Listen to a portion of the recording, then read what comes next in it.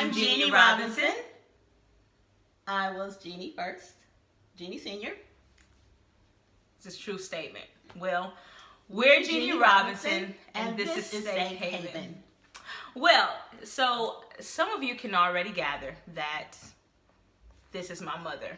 And well, we are celebrating Mother's Day, so what other time to have for my mother to come in and be a guest with me on Safe Haven other than today? Well, today we are celebrating mothers. We are acknowledging the love of the mothers, the sacrifices of the mothers, and then also the strength of the mothers. But today I really want to focus on the strength of relationship between a mother and a daughter. You know, it's interesting because I believe that in order to really talk about the strength of a relationship, you kind of have to discuss a little bit of the hardships between a mother and a daughter. I agree. Yeah, you agree. Well, you know, I want to continue the conversation about open wounds and hidden scars. And so we are now talking about the mother wound and what that means, what that is, what that looks like, and how it's defined. Now, my mother, she is a beautiful mom. Thank you. And one thing that I love about my mother is her authenticity and her vulnerability.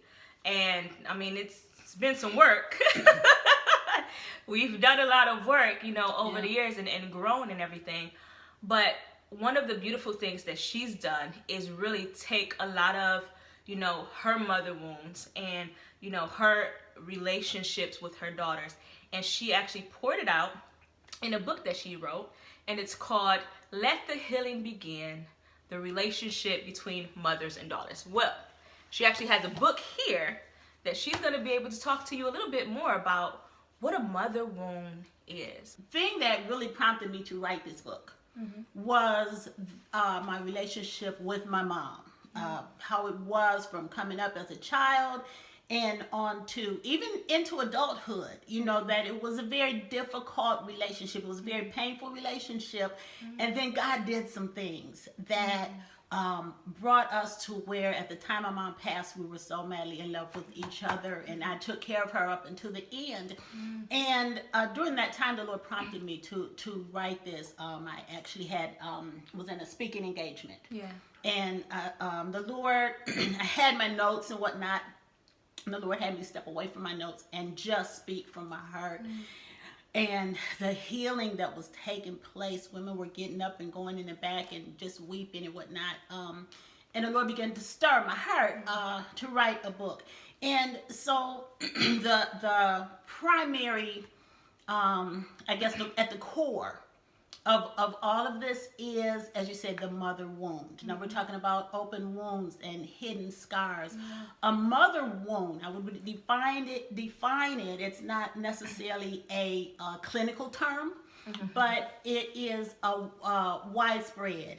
And if there's even, I would say, an epidemic, a mother wound is and the absence of nurturing and demonstrated love from a mother. And why that is so important is because at the time of your birth, when you first come out of the womb and you're separated from that mother's womb, there needs to be nurturing right then. There needs to be love poured into you. That baby, that child feels that. And if there is not that Attachment. there is a void.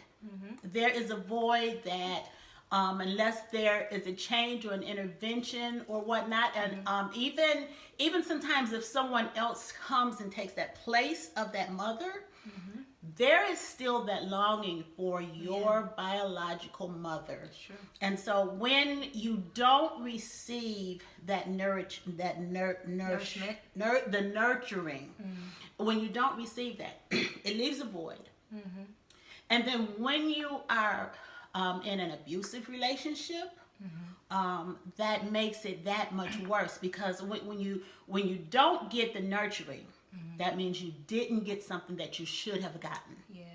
But when there's abuse on top of it, There's already a void, and now you're getting something that you shouldn't get. And so that makes it just that much much worse. And what happens is when you have this mother wound, when you go through life really having difficulties, even bonding with other people. If you don't bond with your mother, it's there's something relational within you that just does not seem to develop. But there is an answer. There are answers. There are solutions. You know, God gives us answer to every single problem that we have. And you know, from one person to the next, it's different. The solutions are different. The steps and the guidance are different. But you can change. You can change that relationship with your mom. And even if you don't change the relationship with your mom, because you can't change another person. Right. You can work on that relationship, but you can recover from that mother wound. Mother, thank you so much for actually explaining that, because one thing that she was actually describing in therapy terms is called attachment. Understanding the level of attachment between the daughter or the child and the mother. And so when there is not that attachment there, then it creates kind of like this feeling within a child and makes it feel like the world is not safe. So when a child goes absent of that relationship with a parent, particularly the mother, which the mother is the one that actually really helps to develop the relational skills within the child. And so when that child goes absent from that level of nurturing, then it also becomes somewhat of hindrances between how the child views the relationships within the world, because the mother is supposed to be seen as this figure that has the unconditional love. And so when there is this separation or this disconnection or this distance or estrangement between the mother and the daughter, then, or that's what we're talking about more so, mother and daughter, but even mother and child, in, you know, particularly. It could be a son. Yeah, it could be a son. Then it creates this void, and it creates this feeling of, you know, is the world safe? You know, can someone actually love me unconditionally? It creates some level of insecurity within the child. Absolutely, because some of the characteristics or symptoms, you could say, of a mother wound is, like you said, the insecurity. I'm not good enough. So some of the symptoms of that wound, insecurity. Nothing I do is good enough. So you find that you're always you can look back on your childhood and see you're always trying extra hard to please your mom, to be accepted. Sometimes even perfectionism. Because you can't lose, you have to be on top, because you have to be good enough. And just feeling unloved, just feeling unloved by your mom, even perhaps other siblings and whatnot, that you're feeling like everybody else is better, or everybody else is treated better. Oh, Mom, you actually brought up a good point when you were talking about the mother wound, and you brought some definition and some clarity around kind of the symptoms and what it looks like and things of that nature. But I am really interested, and I'm sure some of the people who are watching today would be curious as to understand what are some of the reasons for mother wounds. Like, how do they develop? Wow, that is a huge question. There's so many things that can cause the mother wound. And, I think of my own mom, my own relationship with my mom. And I remember, you have the feeling when you're a daughter, you look up to your mom. To a great extent, you want to be like her. And so when she does or says something that hurts you, it can be so devastating. I remember just one thing in particular pops out in my mind that I was 15, got in some trouble in school. My mom told me she wished I had never been born. And it wasn't out of frustration, oh, I wish you had never been born. No, she specifically said there are 2 children that I wish had never been born. And she was specifically just talking to me. She said, that's you, and then she named another one. That's devastating. Yeah. And actually, though, at that point, by that time, it was really almost confirmation of what I already felt. So what causes a mother? I can't imagine telling you that I wish you had never been born. I can't. What causes a mother to do that? And I need the daughters to really understand, because it came to a place where the Lord really opened my eyes to some things and helped me to see. There are so many things that cause that. First of all, primarily, we learn mothering from those who mothered before us. Okay? That's a good point. So when you have your daughter, you're going to do a lot of things the way that I do. Now, the good part about that is you come to a point where you see what's working and what's not. There's a lot of things you're going to do differently. Yes, than what I did. Thank God. Thank God. So by the time I had you, I was 26 years old. Ooh, you had. I had 5 children. I had 5 biological and 2 bonus children by the time I was 26 years old. I couldn't imagine. So My God. and so I was a young mother.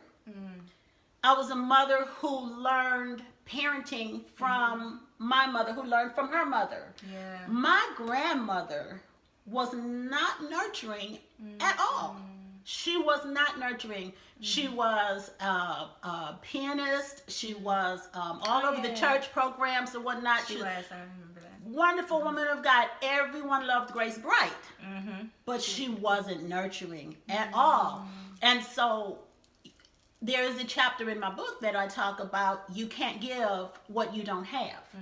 So if you did not learn, and we'll get to the natural affection part, because there is a natural part of a mother that instinctively will want to nourish and protect and cherish and celebrate her child. There's a natural part of a mother, but the Bible talks about in the last days how that there will be the love of many will grow cold, and it also says people will be without natural affection. True. Okay, and Come on, preach, mama. And so, you know, I never remember my mom just hugging me as a kid, except when we were going to bed. Now it was almost like a ritual. We're going to bed, so we go hug and kiss goodnight.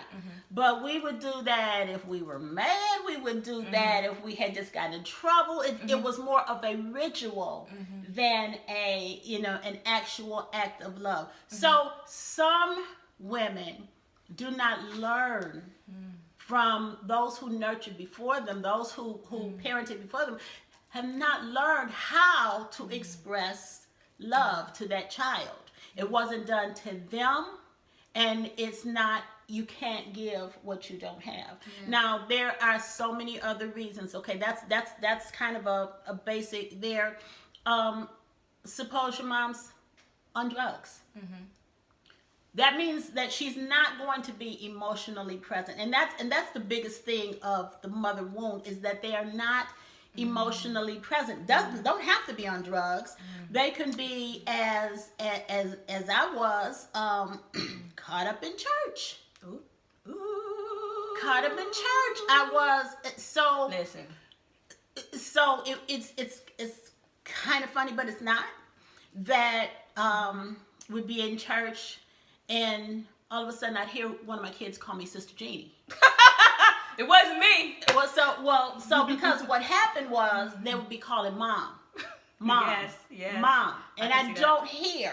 I'm not. My ear is not open for my child, but my ear is open to other saints. Ooh, mama, you preaching. So how wrong is that? How wrong is that? The Bible doesn't tell us to put church first. It tells us to put God first. And in putting God first, you take care of your family, you nurture your children. Mom, you brought up a good point about people who are, whose mothers may have substance abuse issues or substance use issues. And that may create, a mother wound. There are other things that could happen, even people who suffer from mental issues. Depression could also be one of those things that could create a mother wound. And sometimes when you get into those moments of, substance use, or depression or things of that nature, the parent is not saying, I love this thing, or I want this thing more than I want my child, or more than I love my child. It's an illness that seems to take over sometimes. And so I appreciate you highlighting that part, that, the mother wound can generate from some of those things. But also, that's kind of like the negative coping ways, right? Those are some of the negative symptoms or negative things that happen. But you also brought up a good point about how my mom, she was in the church. I mean, we was at the prayer meetings, 6 o'clock in the morning. Let me tell you, 6 o'clock in the morning prayer, that is like the spot for kids to be able to just kind of go to sleep. Going to sleep in God's presence. It's beautiful. I love them, like right before school. They were cool. It was fun. You get your sleeping bag, you sit there while your mama goes forth and prays around, and then you hear her speaking in tongues and everything like that.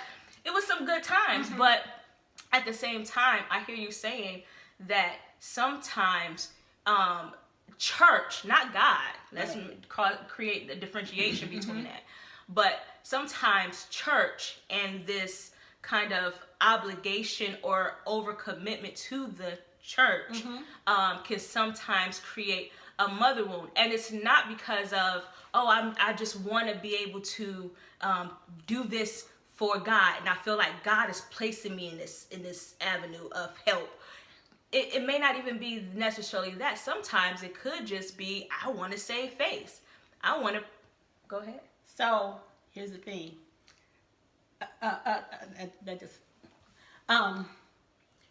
You have to be careful, especially when you have obligations at home. Okay. You have to be careful about why you're serving and the boundaries with your serving. I thank God for pastors who encourage us and basically demand that we put family first. That God created the family before He created the church. And this is definitely not anything against serving. Yes, serve in church. Serve in your local church. But your family is your first ministry. And so if you're not serving your family, but you're all up in the church, one thing, you bring up bitter kids. Come on! You bring up kids that don't want anything to do with church because all they see is what took my mom from me. Ooh. So, but here's the thing. With me personally, okay, serving in church, first of all, I have the gift of singing and directing and all those things. There was a certain part of me that this is where I got my self-esteem from. And so as a young mother who has never developed totally before I started having kids. I had my first one, I was married, had my first kid at 18, and by the time I was 26, I had all of them. So I'm still a very immature person. No. No. I was a very immature person. At the time? At the time, yes. Oh, okay. That's what I'm saying. And actually most of the time bringing up my kids, and there's a certain selfishness that comes with immaturity. So I'm doing what I want to do. I'm doing what makes me feel good. Not purposefully. I'm not saying, I got all these kids, forget them. I'm just going to do what I want to do. But that's what ends up happening because I'm not in tune with them. I'm not yet really developing in tune with myself. So I'm not saying that age necessarily, but maturity. Maturity. There's a certain amount of selfishness and self-centeredness that comes with immaturity. I myself was still dealing with that mother wound. There's a lot of things that I was just oblivious to. You know, with the kids, I was not, and I can't imagine now just letting the kids go out and play in the backyard all day and not, you know, not really watching them, or company comes over and they're in another room and all the kids are fine. Yes, I'm sitting up just, you know, with my girlfriend stuff. That wasn't wise. I wasn't, for me, and for a lot of other women bringing up children, there was a certain wisdom and intuition that was not developed. The thing that I want you to understand is the things that come down that are generational. The things that I remember that I used to have, especially as a teenager, I used to have headaches a lot and a lot of depression.